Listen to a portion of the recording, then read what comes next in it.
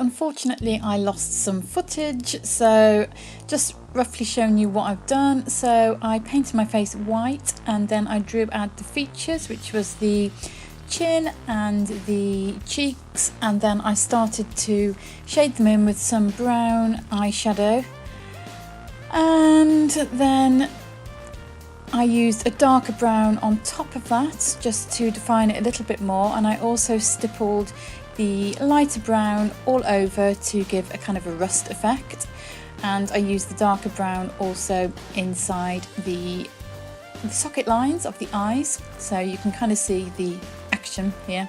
So annoying when you lose footage and you're halfway through makeup. Sorry, Boots.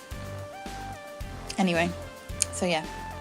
So here I am back to it, and using a fluffy brush just to build up that socket line even more, and around the nose.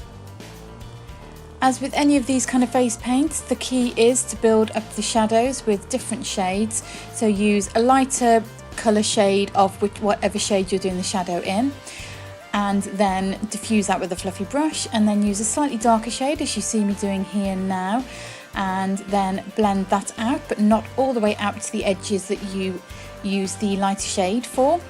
And then use an even darker one and darken that up even more, and again don't blend it right out to the edges of the previous two colours, and you'll get a nice gradient effect basically.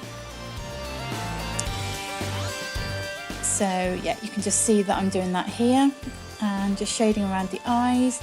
I wanted this drummer to look really kind of rusty, like a rusty kind of metal old Victorian soldier toy type thing. Make sure you blend really well, and then going in with a smaller brush and the darkest brown, I'm just shading around the mouth and creating kind of rust lines, you know, like when metal goes rusty and the rust sort of runs down the item. So find some pictures of old toy soldiers and also some pictures of rusty metal to give you some idea of how it should look. And then going in with black, I have previously blocked out my brows before I started, and then I'm just drawing in some quite crude rounded eyebrows as if they've been painted on, like I'm a toy soldier. And then I attempted to put some pink blusher on the cheeks, but it wasn't showing up, so in the end I went in with some pink face paint and just stippled that on with a sponge. Define the eyes a little bit more with a fine brush and some black. I'm using a fine artist brush here because I find that that's finer than the finest makeup brush. And then painting in some eyelashes because, you know what, I wanted my toy rusty drummer to look at least a little bit pretty. So just painted some little eyelashes at the edge, and then curling my own lashes and putting some mascara on them. Now for the lips, just defining the lips, making a little kind of pouty doll-like mouth with a red lip liner. And then going in with a bright red liquid lipstick. It's better to use a liquid lipstick because that will dry matte and it won't shift like a cream lipstick would. But if cream lipstick is all you have, then that's fine too. Going in with NYX Cherry Skies just to create an ombre effect in the centre there. And then going in with some brown water-based face paint to create some more rust spots. Like I say, find some reference pictures of rusty metal so that you can see how this should look. You'll find that it's kind of stippled layers of brown and black and orange basically. So you can just go to town on this and make your tin soldier as rusty as you would like. Then I just mixed some black in with that brown and stippled that on with a sponge to create some ultra rusty areas.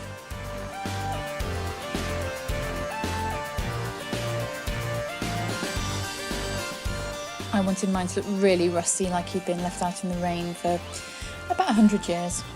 Or should I say she, not he.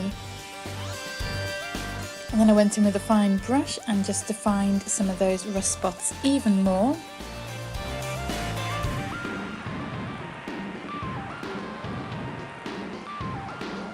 Just make sure you keep these patches random and not too symmetrical. That is the key to making them look realistic.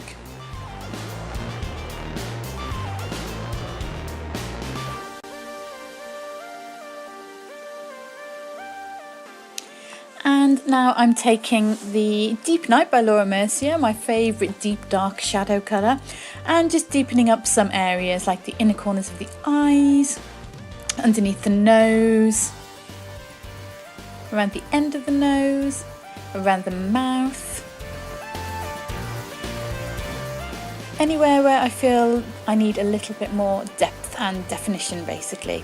So just keep basically taking a look at your work, stand back slightly from the mirror and just kind of use your judgment and your creativity and work out where you want your darker areas. Another good tip for working out where you want your darker areas, the areas you need to make pop more, is to take a photograph of your look and have a look at the photograph, and then you can see where it may need adjusting. So then just taking some white water-based face paint and using this as a highlight in certain areas like the end of the nose, the lips, the brow bone, and this would just really make the whole look come together.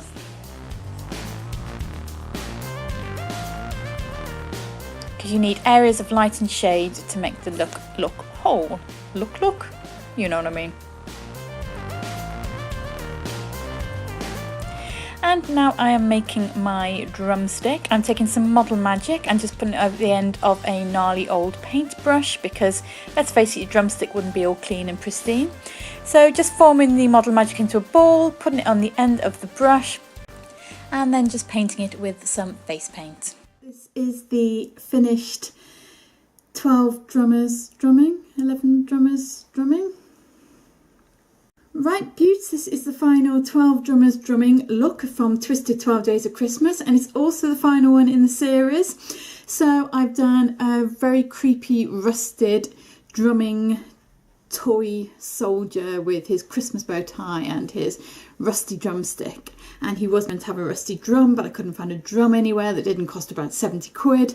So I hope you've enjoyed this video. If you have, please give it a massive thumbs up, and I really hope you've enjoyed this 12 Twisted Days of Christmas series. It's all, and thank you so much for your support. Love ya.